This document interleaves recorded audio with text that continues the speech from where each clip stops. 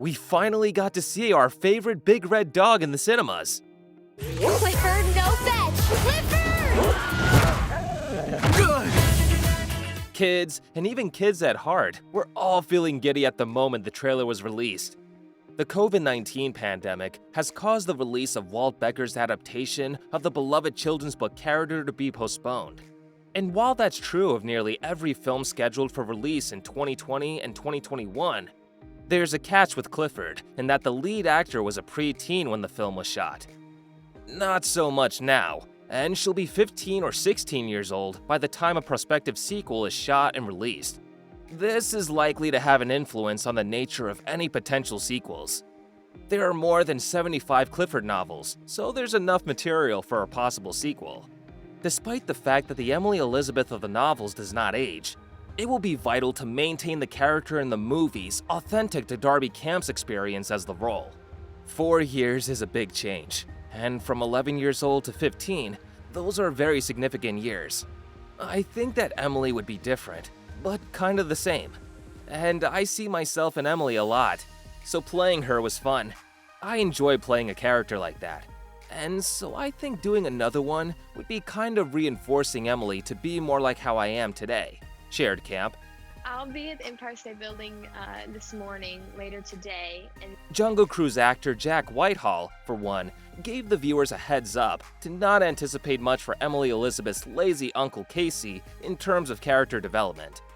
I intend not to change between now and the second film. Have you noticed? My face is the same as it was 2 years ago, because I've had a lot of plastic surgery, and there's going to be a lot more. I'm going to get as much Botox in my forehead as possible. I want to look identical in a sequel if it goes ahead, Whitehall said. If we get it right, be the kind of film that people remember for a long, long time. Producer Jordan Kerner has expressed interest in the project, stating that he wants to get a chance to explore both the neighborhood, where supporting individuals offer Clifford a more fleshed-out universe, and the world itself. We love the neighborhood. We love the area, Kerner stated. I think probably if there's a sequel, there will be a greater exploration of the neighborhood. Remember at the beginning of the movie, Clifford's mom and brothers and sisters were taken away, and we don't know where they are. I think Emily is going to be 15 at that point, so there's going to be a whole other layer of her life to start exploring. I think that in the neighborhood itself, we can go deeper with all those people. And also remember that half of Emily Elizabeth's family is English. Her mother has an English accent, was raised in England. The uncle was too young when he came over, so he has an American accent. And I think that England at some point might also be involved. Alright, here's another truth behind the movie Clifford the Big Red Dog. You don't see that every day. Maybe it's time to feed him. We don't want to burst your bubble, but Clifford actually isn't a real dog. Instead, 2 puppeteers with a massive exoskeleton were edited into the canine. Some fans thought it was too realistic. Others thought the movie's Clifford fit the bill for a big red dog. However, when paparazzi photographs from the film's set surfaced online, people immediately focused their attention on the 10-foot dog's appearance on set. The production crew employed a huge, red exoskeleton operated by 2 puppeteers since canines of Clifford's size don't exist. The dog is just far too large for just one person. Rowan McGee and John Riddleberger, the puppeteers, wore similar red shoes and knee-length shorts to hide the dog's torso while they carried it about New York City. According to their interview with The Ringer, McGee and Riddleberger began acting in college, but eventually switched to puppetry after graduation. They were allowed to engage in theatrical plays because of their theater experience. Despite the fact that the viral images disclosed Clifford's secret, the world was now aware of their brilliant handiwork. It was fun having the images out there. It was fun to be like, this is how this is being made, says Riddleberger. When asked how they acquired the position, they answered they were in the right location at the right time, and reverted to a puppeteer ad. It wasn't an audition, and I didn't even play with the puppet. All they did was describe what it would be like, McGee stated.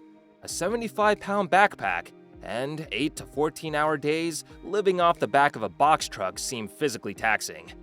On the streets of New York City in the summer, added Riddleberger. The backpack in question was designed in Los Angeles. Christine Papalexis and Jim Huertas of Creature Effects created the piece, which was eventually delivered to New York. The puppet originally featured ears and a tail to make it seem more friendly, but those elements were removed to save time in post-production. Because the front weighed roughly 75 pounds, both puppeteers took turns carrying it. It was critical for both of us to be able to perform it and switch off if one of us felt weary, Riddleberger explained. Forward. Line.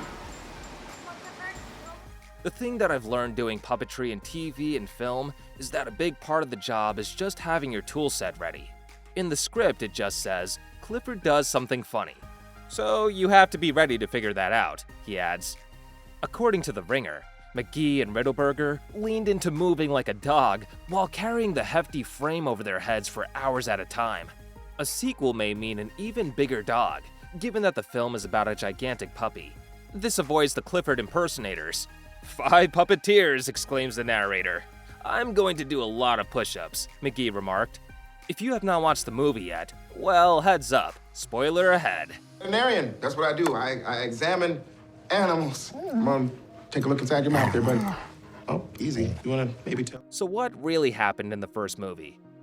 Clifford the Big Red Dog was created in 1963 when a children's book publisher recommended that Norman Bridwell, a cartoonist and artist, come up with a tale to go along with one of his images. Clifford and his devoted friend Emily Elizabeth's exploits has persisted through a long-running series of children's novels, a spin-off animated PBS series, and now the long-awaited live-action version finally gallops into town, drawing inspiration from his wife and daughter. The result is a lovely, honest video that avoids snark or cynicism while capturing the innocent spirit that allows for the suspension of disbelief required to believe in the sight of a big crimson Labrador rushing through Central Park after an inflatable Zorb. Remember those? Walt Becker, whose credits include the Ryan Reynolds vehicle, Van Wilder, and the aging star comedies Wild Hogs and Old Dogs, directs Clifford, a nice break from that specific style of sneering humor. Clifford the Big Red Dog, written by Jay Sherrick, David Ron, and Blaze Hemingway, has a distinctively naive nostalgic appeal.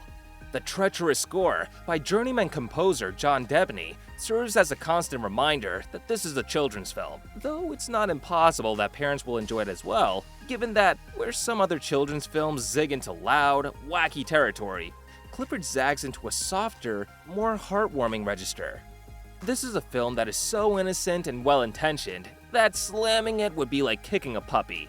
It helps that Emily Elizabeth, Clifford's CGI scene partner, is portrayed by Darby Camp, who is best known for her role as the smart Chloe on Big Little Lies, in which she educated her TV mother, Reese Witherspoon, on the intricacies of Leon Bridges' melodies.